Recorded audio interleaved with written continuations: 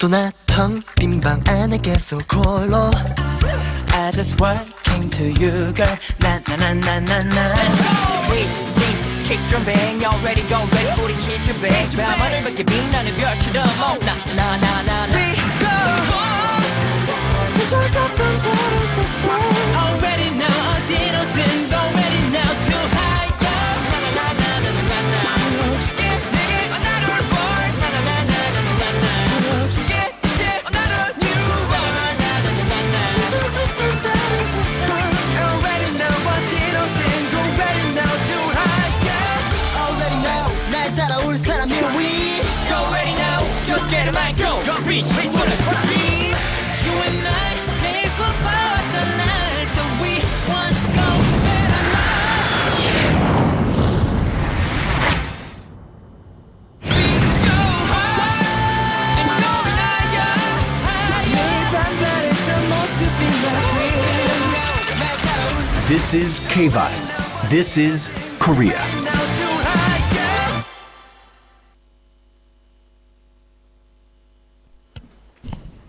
Bueno, muy buenas tardes. Muchísimas gracias. Voy a cambiar un poco lo que siempre digo. Muchísimas gracias por venir un viernes como hoy. Hoy es el último acto que tenemos de nuestro foro de la diplomacia y realmente les estoy muy agradecidos porque un día como hoy de verano, bueno, un verano un poco raro porque está probablemente llueva incluso, ¿no? Pero que se hayan acercado aquí, pues se lo agradezco mucho. No somos muchos, pero bueno, los que no han venido se lo pierden, ¿no? Como suelo decir yo, ¿no? Yo darle la bienvenida para los que no hayan venido nunca. Están ustedes en la Torre de los Lujanes, que es el edificio más civil más antiguo de Madrid y es la sede de la Real Sociedad Económica Matritense, que fue fundada por el rey nuestro señor Carlos III en el 1775. Hoy, como he dicho, los que no han venido se lo pierden porque tenemos la gran suerte de tener con nosotros a don John Tae-min. Es doctor en Filología Hispánica, traductor del Quijote, académico de la Real Academia Española. Para nosotros es un honor que nos acompañe hoy y siempre vamos a seguir el mismo orden que seguíamos. Y primero va a intervenir don José Luis Izaguirre, que es el director del Foro para la Sociedad Civil del siglo XXI, y luego intervendrá el doctor Tae-min. ¿De acuerdo? Muchísimas gracias por venir. Gracias.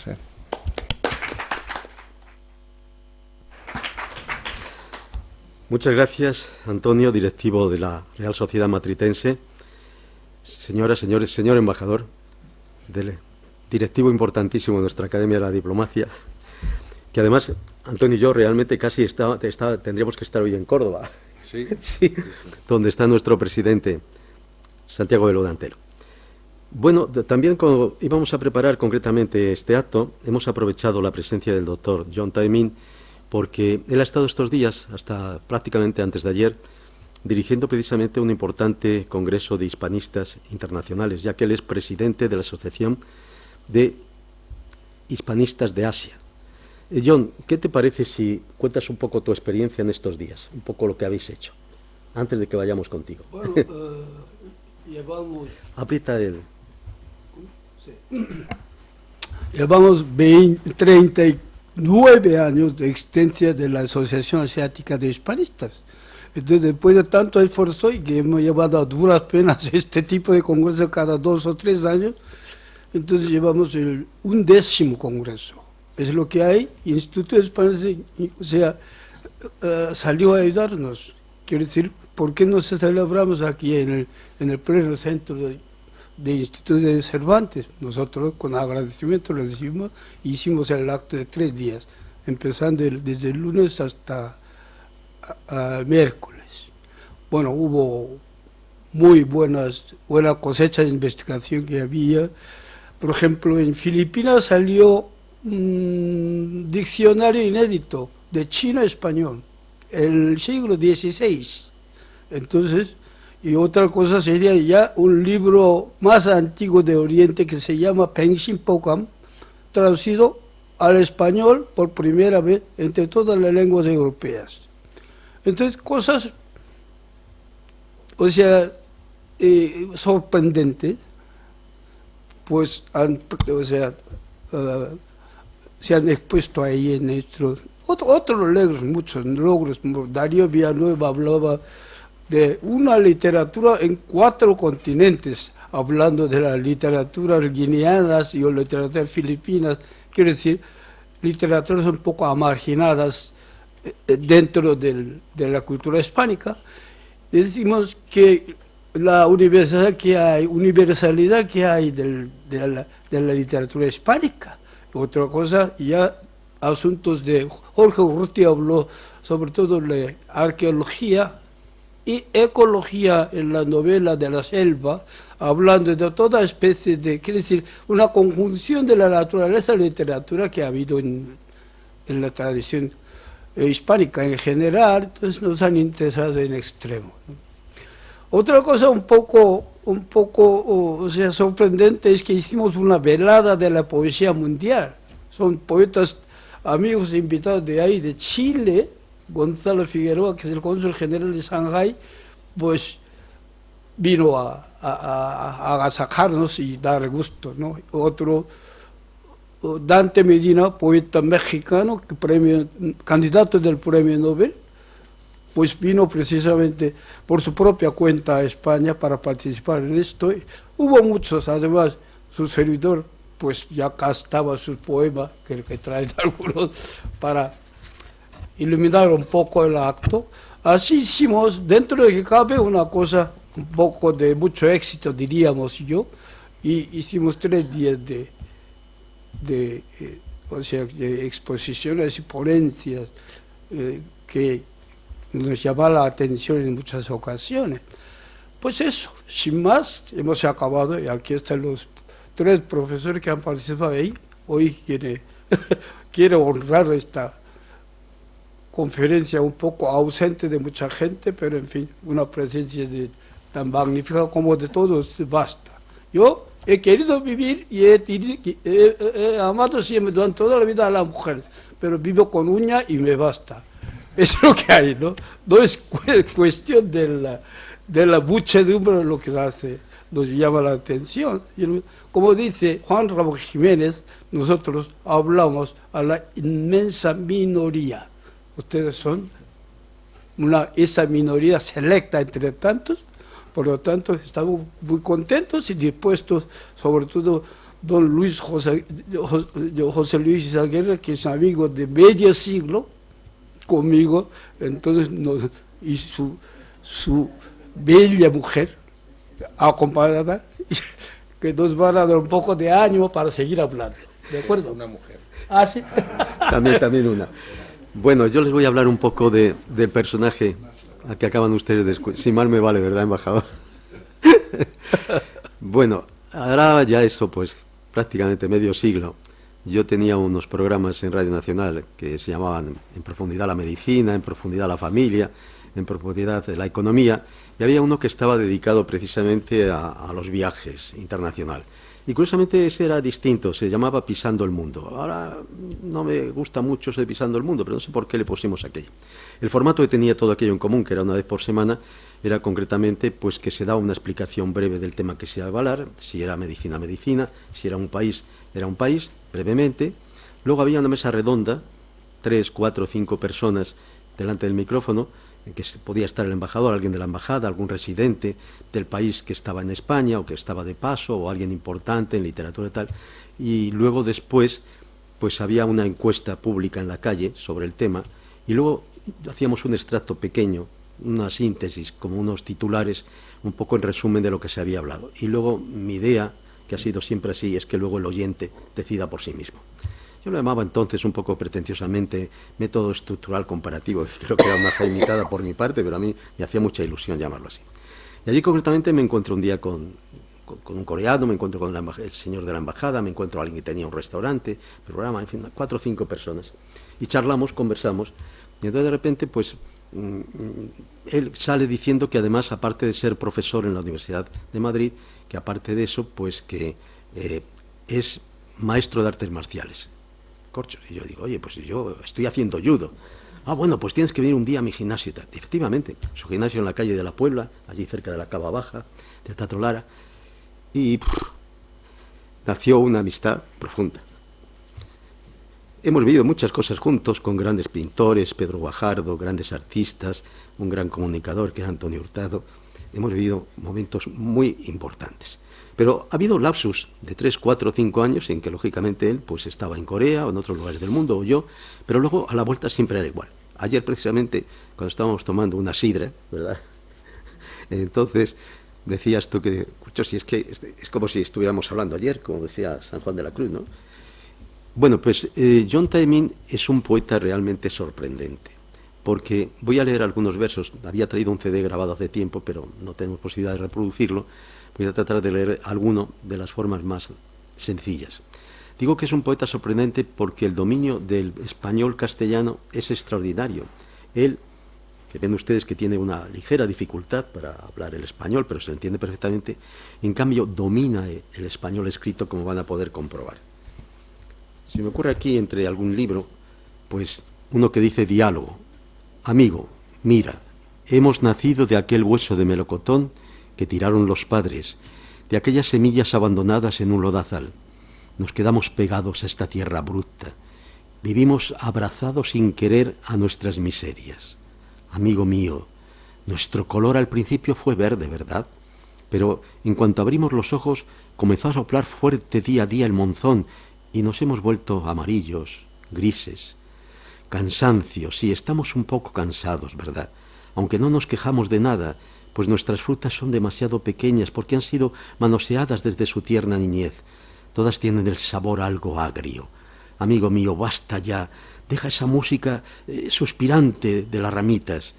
Amigo, ahora vamos a recibir la noche espesa, emergida de las olas del mar. ¿Y no deberíamos hacer algo junto al corazón, en este 13º mes en que cobra la vitalidad el oso, por un fruto tan grande como el que nos dio origen? Un poeta. Bueno, les comento también otra cosa. Como profesor, precisamente, ayer seguimos charlando. Hacía 4 años que no nos veíamos, la última vez.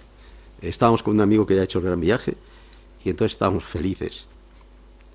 Y digo, oye, John, digo, ¿qué edad tienes de taekwondo? Bueno, porque de tu escuela salieron campeones mundiales de allí, de la calle de la acuerdo perfectamente, que además algunos precisamente tenían mucha gracia. Había un localito cerca de allí que su padre tenía una sidrería y jugaban a los bolos en Retiro. Y allí esa sidra también nos emborracha. Quedamos así demasiado contentos después de esto.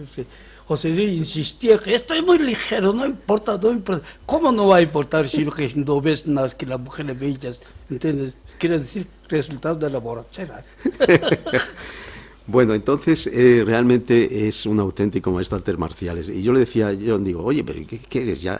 ¿Octavo, noveno? Dice, no, soy séptimo, pero ya a partir de ahí ya es todo igual, ya no hay más. Bueno, yo les voy a leer aquí algo que dice de lo que se llama Manifiesto del Fun Ryu Do. Es una filosofía que abarca a todo ser humano.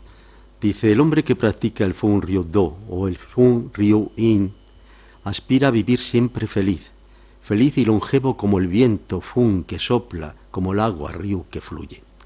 El Fun Ryu sabe que la finalidad del arte no consiste en una obra perfecta y bien acabada, objeto para el museo, como no consiste en la muerte de la finalidad de la vida. El Fun Ryu In es profesional en vivir bien y aficionado eterno en el arte, compañero de la vida. No estamos atentos solamente a la perfección de una obra, sino también, y a veces más, al proceso mismo de la creación artística, porque este es, sabemos, la ocasión y el lugar óptimos para la práctica del Fun Ryu Do. Es el creador y la criatura de una obra y de una vida al mismo tiempo. Una obra artística vive y resucita a través de la lectura de los lectores receptores.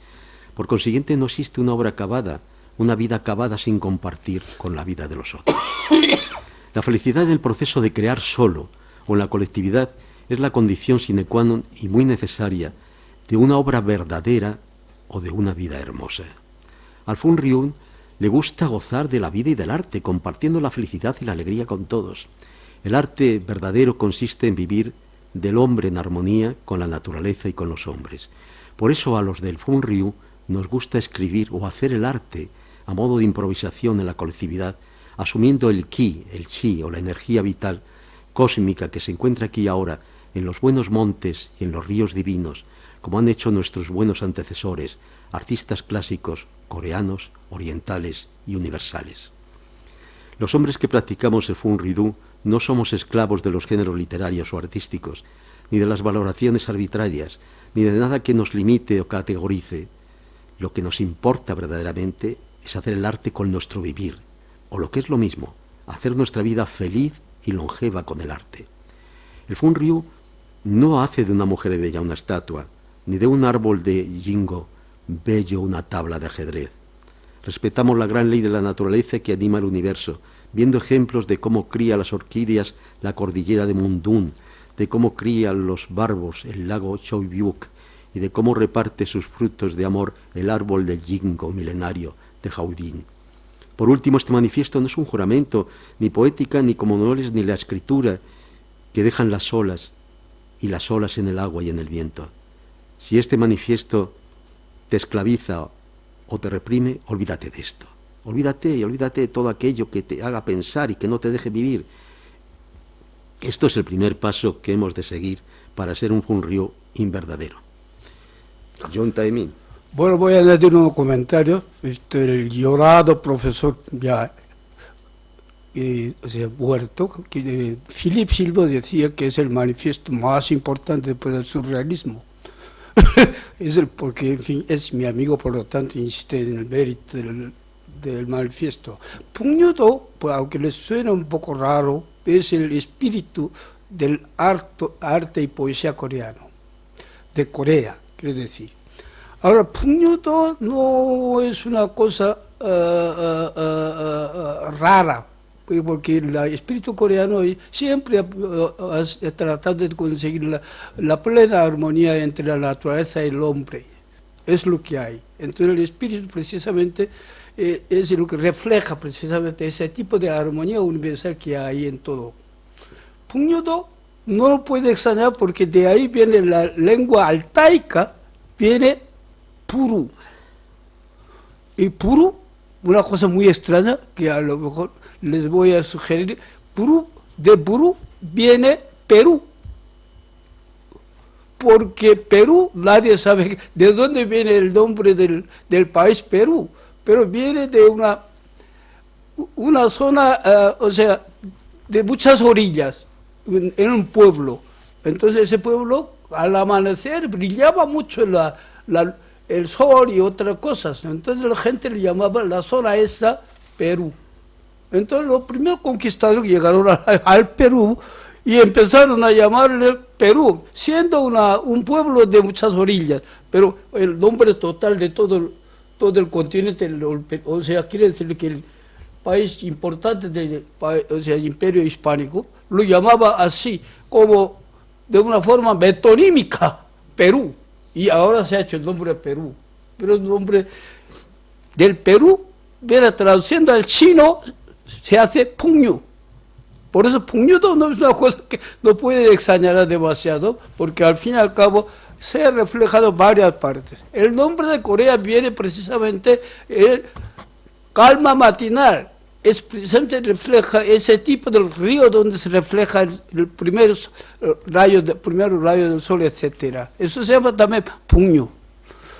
Bueno, yendo un poco aquí, dentro del espíritu de Pungnyudo, es una armonía que consiste en todas las religiones orientales, por ejemplo el budismo, y al mismo tiempo, el taoísmo, y el taoísmo coreano, Yupulson, y el confucianismo, que me suena así. Entonces una mezcla, no mezcla, sino una armonía de tres religiones. Quiere decir el confucianismo, el taoísmo y el budismo. Entonces la gente creerá que a lo mejor Corea pues ha asumido la influencia de China para hacer su Pungnyudo. Eso es todo lo contrario.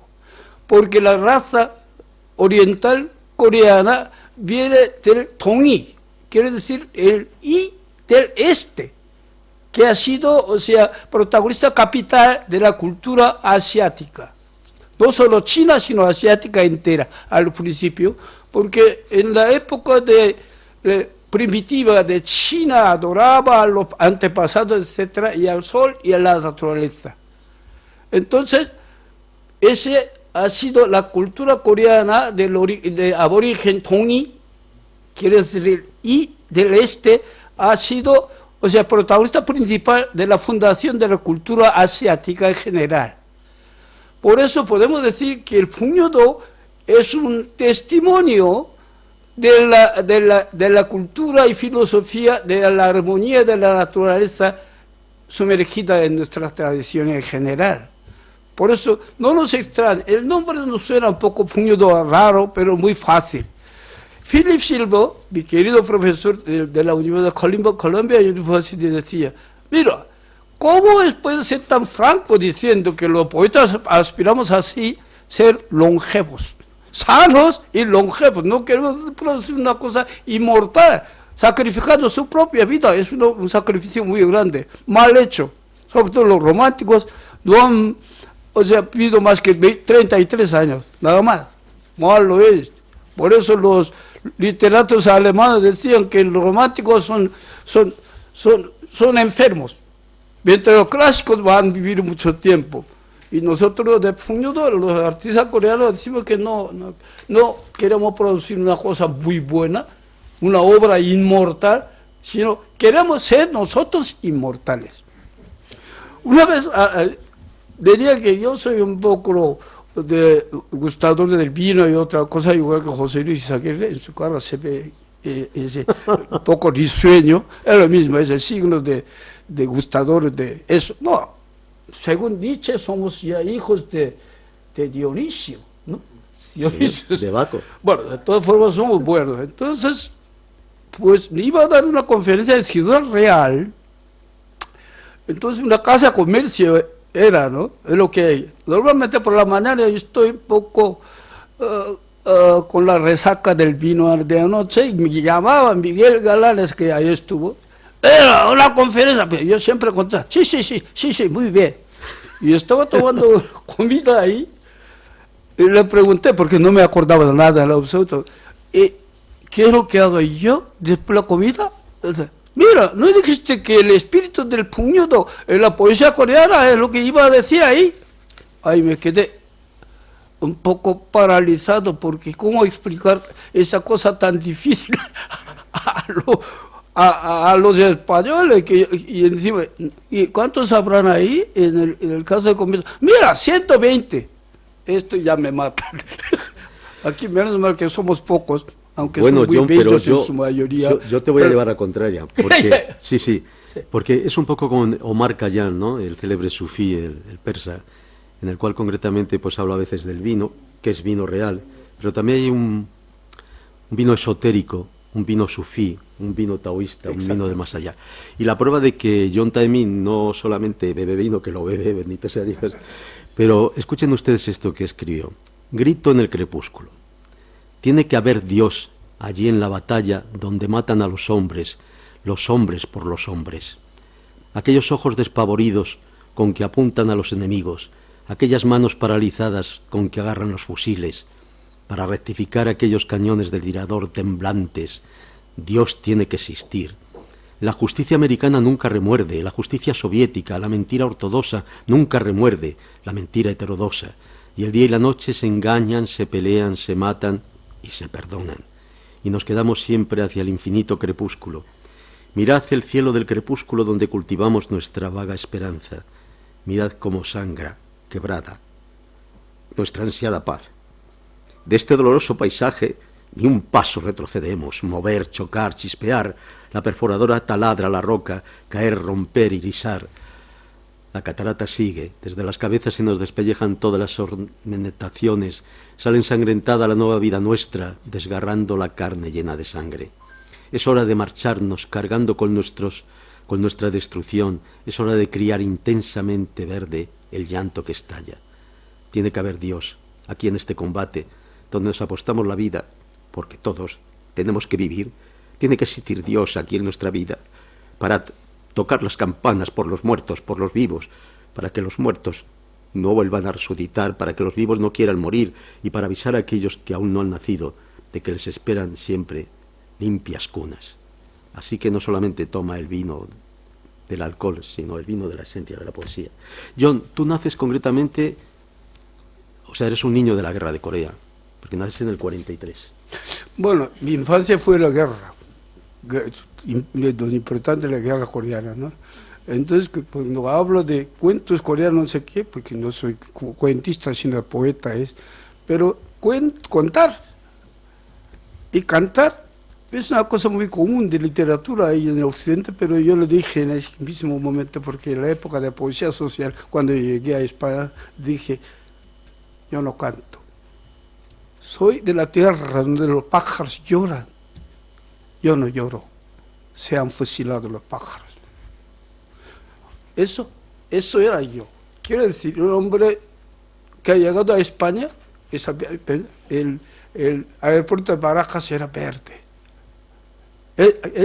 Alguna esperanza que me ofrecía y sugería cosas, ¿no?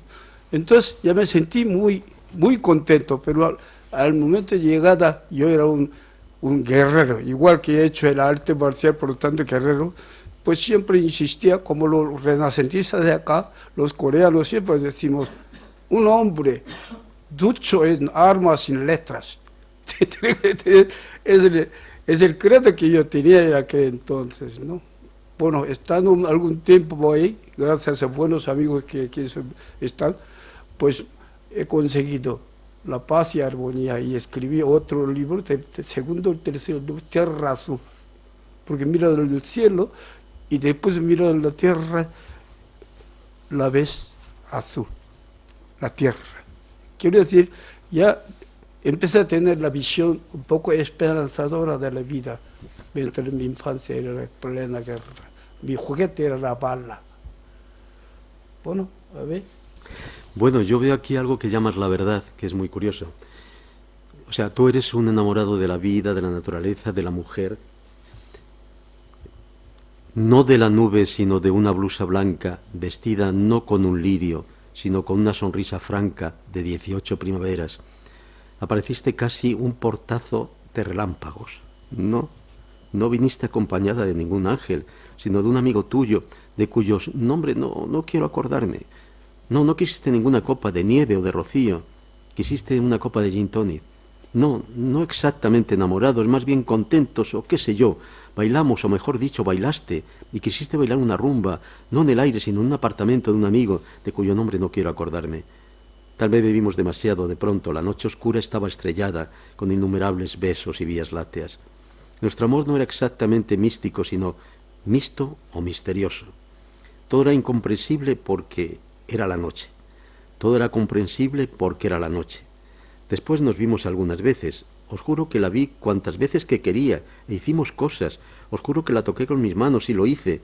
No era un ángel, sino una muchacha, solo que ahora anda volando en mis noches y en mis sueños, y ya es imposible alcanzarla. A José Luis le encantaban mis poemas amorosos. Ahora le confesé que yo aprendí a amar en España, amando a las españolas. Y encima, todos son ustedes muy bellas. Entonces, cuando yo estaba en Corea no pude amar porque tenía que trabajar demasiado, conseguir algún propósito grande y práctico y final, etcétera, etcétera. No tenía momento de enamorarme, ni siquiera de la mujer con quien viví. No, eso no está aquí, ¿no? Entonces, aquí sí, después de haberme doctorado y haber logrado mi puesto del maestro en artes marciales, empecé a mirar un poco así al otro género, o sea, la mitad del género humano que es la mujer. Entonces empecé a amar, me quedé totalmente enamorado. Ese término en inglés me encanta, fall in love, caerse, de enamorado. Entonces empecé a escribir ese tipo de poemas que a José Luis le encanta, entonces le prometí ser poeta amoroso. Y después un día, de mucha borrachera, le dije, mira, dejaré de escribir poemas amorosos. Y José Luis, malo, me dice, bueno, si no escribes poemas amorosos no vas a ser poeta. Bueno, John, ¿cómo ese muchacho que nace en el 43 en una Corea en guerra, que lleva una trayectoria de salir adelante, de estudiar, de trabajar, viene a España, país lejano, casi antípodas, y cómo concretamente tú llegas a ser un gran maestro de artes marciales como eres hoy en día. O sea, séptimo dan, más ya, ¿para qué? Ya no hay más. ¿Cómo es tu trayectoria? ¿Cómo llegas a ser maestro de artes marciales? ¿Cómo llegas a tu desarrollo? Un poeta, un doctor en filología hispánica que traduce el Quijote al coreano. ¿Cómo diría yo? Una manera de luchar por vivir.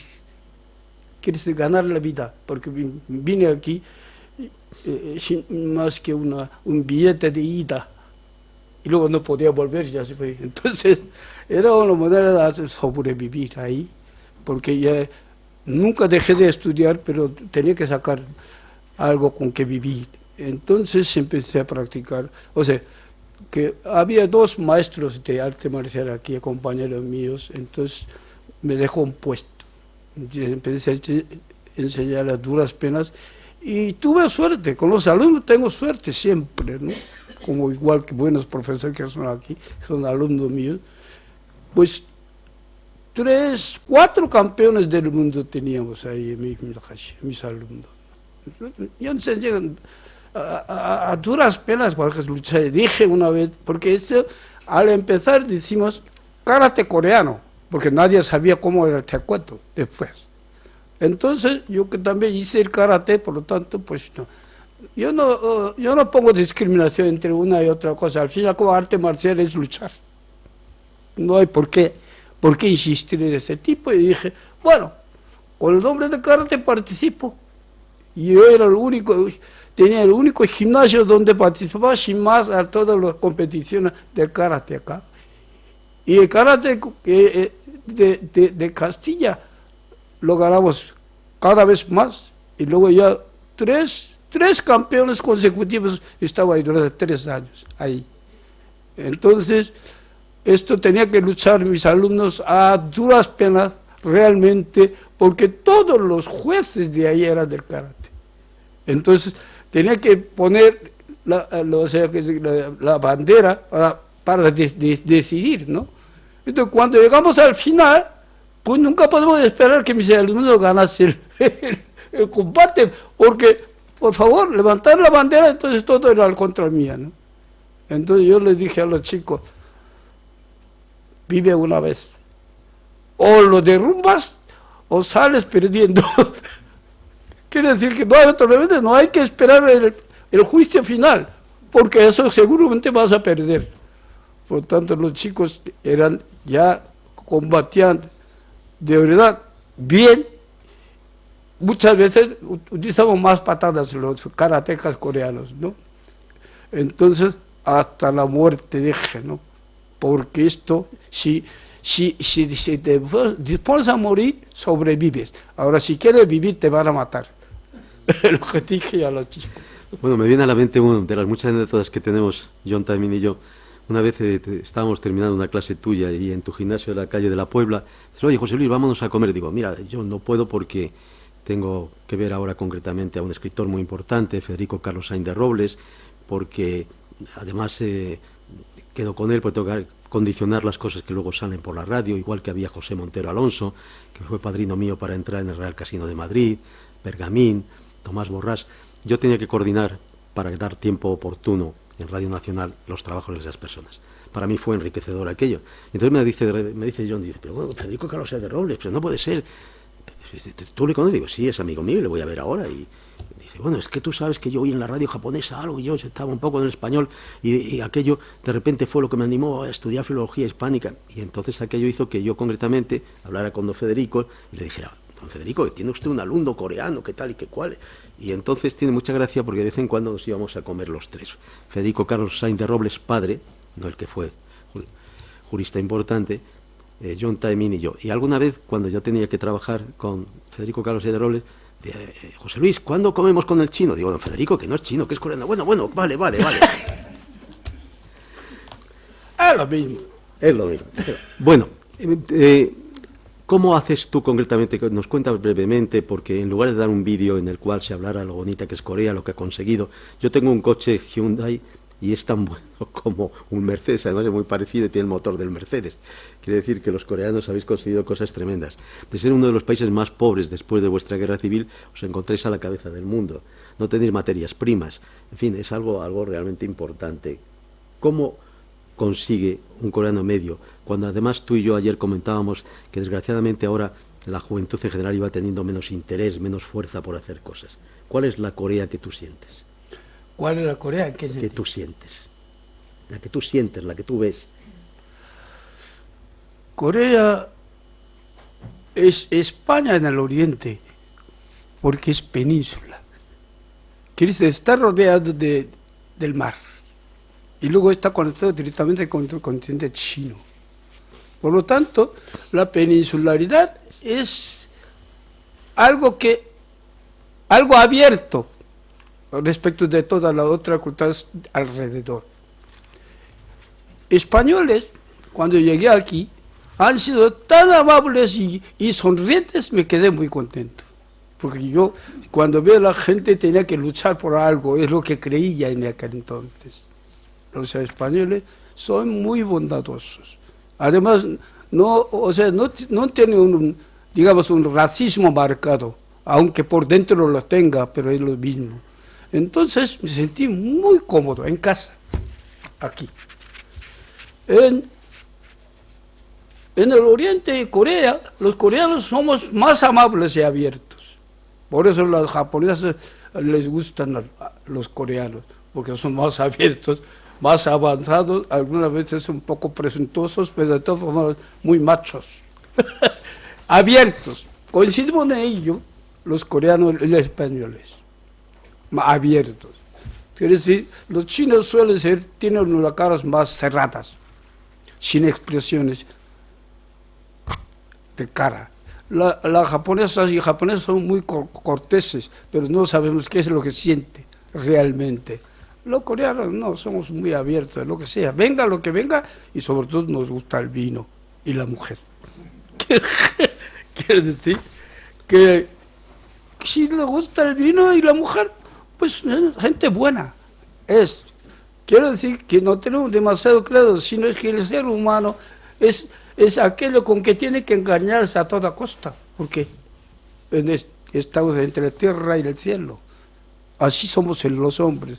¿Por qué? ¿Qué discriminación, qué racismo hacen falta para amar a la gente que nos rodea? Eso es, así somos. Dentro de Asia, los coreanos somos más abiertos que nadie. Igual que el puñado que hemos visto, ahí ve tres cosas: taoísta, budista, confucianista. Y esto es un poco parecido al neoplatonismo occidental. Quiere decir, budismo le gusta la verdad. El confucianismo, la virtud. Y el taoísmo, la salud, o sea, físico-mental. Entonces, si llega a un cierto, o sea, mientras el platonismo siempre va negando el estado a un estado. Si te enamoras de una mujer bella y físicamente, entonces la abandonas esa idea de la belleza física y elevas a la bondad de ella. Y luego, después de amar la bondad de ella, entonces subes más a otro estado, del ser verdadero, de una que se encuentra en la mujer. Y luego vas a llegar al estado uno armonioso. Eso es lo que tenemos que aspirar. O sea, quiere decir, de ahí viene toda la teología de Tomás Aquinas, precisamente de la religión platónica, neoplatónica. Coreano, no, si llegas a ser una perfeccionar, si seas hombre superior, con eso basta, eres ya endiosado. Si haces practicas mucho el taoísmo, pues con eso basta, ya te has hecho uno con la naturaleza. Como vivía un gran árbol 1000 años, a lo mejor tú vivas lo mismo. Nosotros no creemos demasiado en la resurrección después de 33 años, porque eso nadie puede creer. Si Dios te dice, después de muerto, saca tú, te voy a eternizar, entonces, ¿qué es lo que sacaríamos nosotros? ¿Sabemos dónde tenemos el alma? No sabemos. ¿Qué es lo que sacamos? Tal como está, así un poco de cáncer y totalmente envejecido, y dice, Dios, bueno, te inmortalizo, tal como estás. ¿Lo aceptaríamos? No sabemos. Los coreanos no queremos morir. Todo el mundo, o sea, todo el tiempo con los ojos abiertos. Y luego mirando a la gente por si no vienen mis amigos que yo les he amado tanto, etcétera. No tengo por qué no respirar, porque yo no puedo resistir sin respirar durante 3 minutos, por ejemplo. No puedo quedarme con los ojos cerrados durante mucho tiempo, que quiero ver si han venido mis amigos, etcétera. Por eso no tenemos otro remedio más que ser inmortal, para ver y mirar y respirarnos. Es el credo que hay de los coreanos. Somos muy optimistas a toda costa. Este poema nos puede recordar, Paloma, Mariano, Magali, lo que hemos pasado hace 2 o 3 días. Dice, lluvias como espadas. Las lluvias de junio son como espadas, espadas plantadas de pronto en el bosque de bambú. Mirad cómo susurran las esmeraldas construyendo una almena de transparencia. La lluvia de junio no duerme. En la madrugada sale del castillo para preguntar a los que van al trabajo si llevan trajes lavados.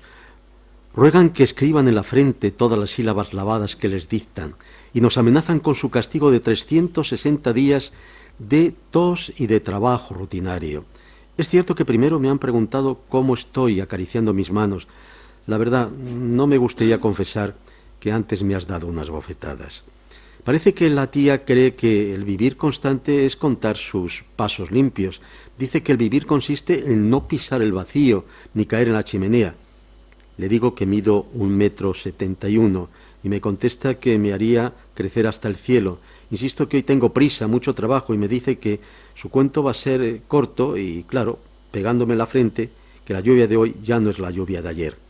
La lluvia de junio cae como espadas, derrumban todos los muros y zapatos y plantan bambú en todos los pavimentos.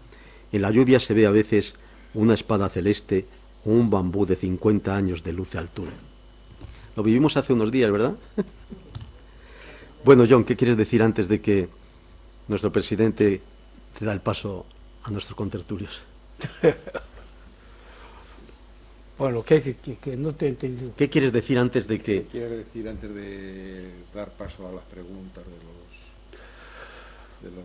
Pues nada, contentos de ver, o sea, sobre todo de estar en ese sitio tan honroso del emperador de España. En fin, que en mi vida me he soñado que pudiese estar en un sitio tan bueno y magnífico, con bellas personas que son ustedes aquí, mirando y pensando en lo que estamos haciendo así, sui generis, lo que nos salga.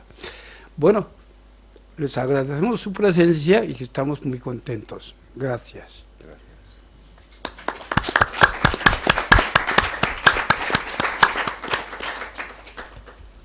Bueno, muchísimas gracias, don John Tae-min. Para mí ha sido todo un descubrimiento.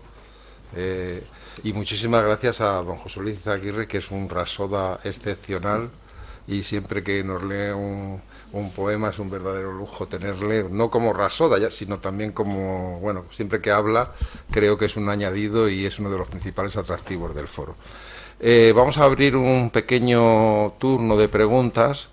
Y bueno, yo tengo que ceder la palabra, la primera, a Tiziana Krause, porque ha venido hoy, porque quería preguntarte sobre Tiziana. Si me permites, voy a decir intimidad. Ella vivió en Corea.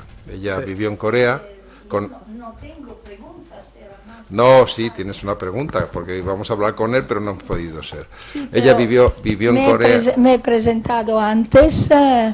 Y sí, yo viví 2 años y medio en Seúl, y mi marido era diplomático de la embajada británica, y fue toda una experiencia. Empecé a estudiar coreano, pero no llegué muy lejos, porque el profesor que me dio la embajada era un hombre. Y entonces mis amigas coreanas me avisaron que yo estaba aprendiendo un coreano errado, que yo no podía hablar como hombre, que era una falta de respeto y tenía que hablar como una mujer.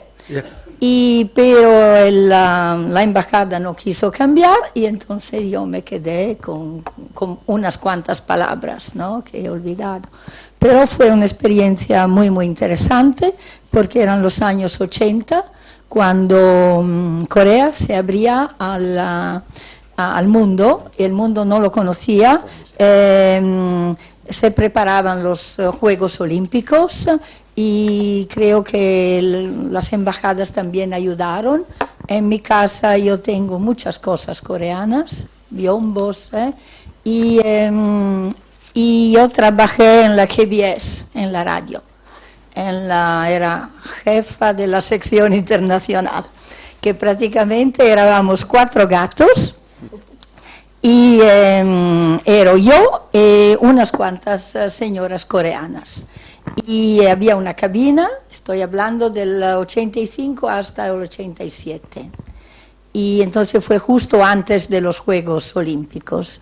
Y yo tenía que escribir y ellos lo traducían en coreano. Y yo escribía en varios idiomas y luego tenía que hablar en la cabina. En italiano y en español, en francés, en alemán y en inglés. Y sobre todo era mucha propaganda anti-Corea del Norte. Entonces se hablaba muy, muy mal de la Corea del Norte. Y me recuerdo muchas cosas, no sé si todavía se hace esto, que una vez al mes hay la prueba que haya una invasión de la Corea del Norte y todos se paren y todos entramos en los refugios. ¿Lo hay todavía o no? ¿Cuál? Había esta costumbre. Corea del Norte invade Corea del Sí, Sur. era un simulacro de... Invadir, no Sí, invadirá. una vez al mes... Lo que pasa es que para mantener su dictadura Sí, sí, del Corea del Norte, Sí. necesita, o sea, que mostrar la hombría sí, nuclear. sí, claro. Pero de atacar a otros países a lo mejor no les interese. No, Porque no, no. Somos coreanos, no nos gusta atacar a otros. No, lo Sino sé, mantener pero su se dictadura. hacía Es lo que este hace falta. simulacro Pero ella se decía que de ataque. Probablemente ahora ya no lo hacen. Invadiera Corea y entonces hacía como un simulacro. Y de incendio. todos conduciendo el coche teníamos que parar, tocaba una sirena, todo el mundo se paraba, dejaba el coche y bajaba en refugios. Ya. Sí, para estar preparado en el caso de una invasión. ¿No? Sí. Y Poca nada, cosa. que yo no quiero hablar más porque yo podría escribir un libro sobre todo lo que me pasó en Corea. Yo creo que Corea llegó tan lejos y la gente me decía, nosotros era un país en desarrollo y ahora es un país completamente desarrollado, me encanta su cine y decían, nosotros vamos a ser mejores que los japoneses.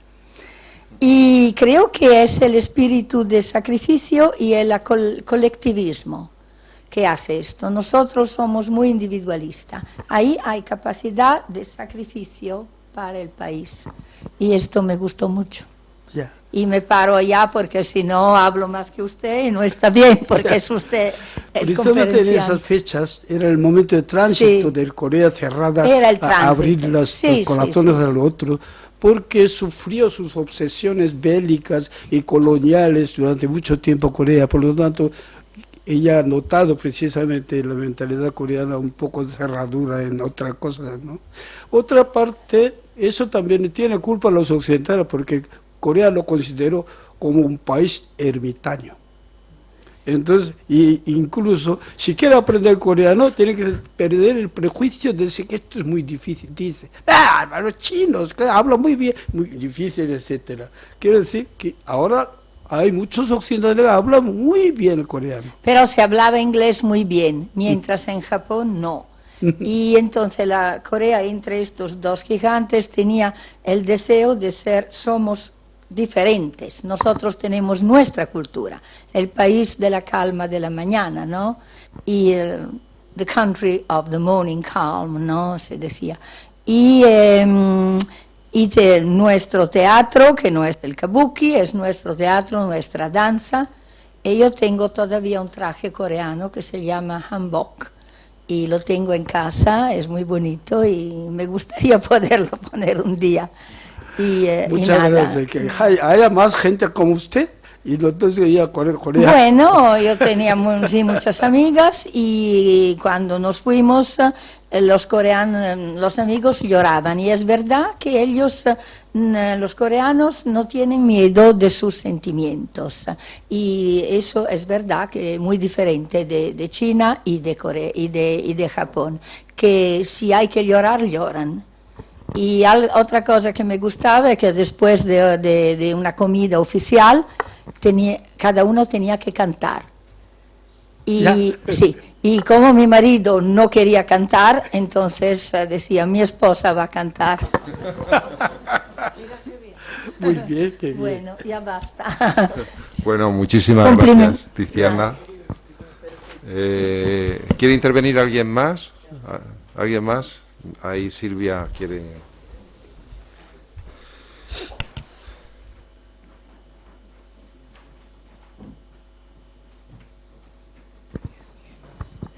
Buenas tardes, la sesión muy interesante, la poesía de Joy leída por este fantástico rapsoda que hemos tenido hoy me ha gustado.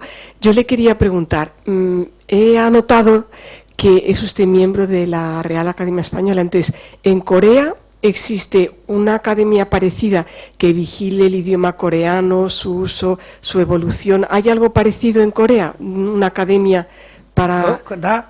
¿Academia? O... Sí. ¿Sí? Sí, hombre, en todas Gracias. partes hay academias, muchas academias hay también. Pero, ¿academias qué hacen? De la lengua sí, naturalmente hay. Es una imitación del sistema occidental académico. Entonces hay.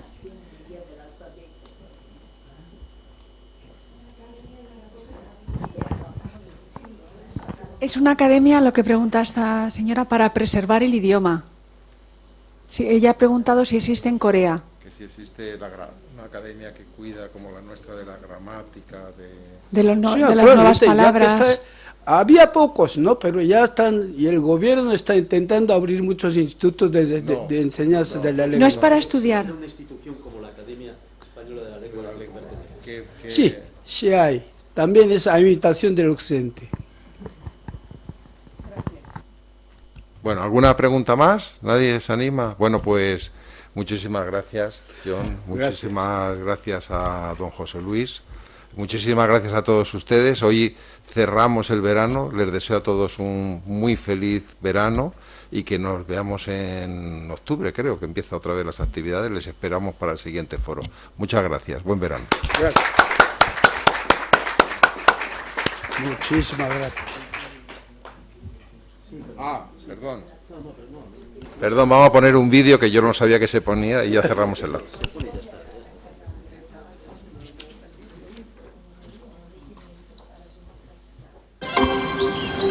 Understated, yet harmonious and beautiful. Growing tirelessly, but full of relaxation and romance. Thus, we expect the Republic of Korea to continue making history. From the past to the present and the future. This is K-Story. This is Korea.